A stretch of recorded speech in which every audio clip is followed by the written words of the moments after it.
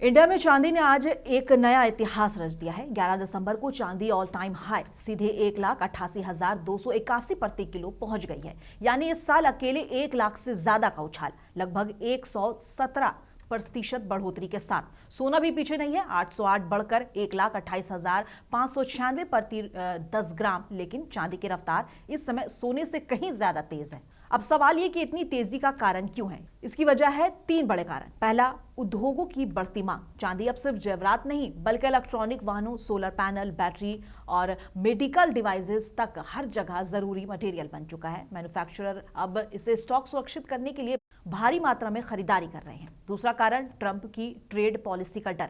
America में Donald Trump की संभावित नई ट्रेड नीतियों के चलते चांदी पर टैरिफ लगने की आशंका है।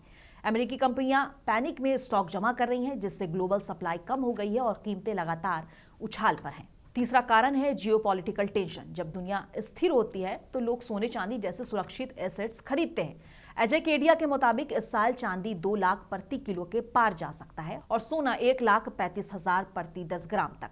मतलब साफ है कि मार्केट में गहरी उथल पुथल है और चांदी इस समय सबसे ज्यादा गर्म कमोडिटी बन गई है। अगर आप ऐसे क्लियर फैक्ट बेस्ड अपडेट्स चाहते हैं तो वीडियो को जरूर लाइक करें, शेयर करें और मुंसिफ टीवी सब्सक्राइब करना ना भूलें।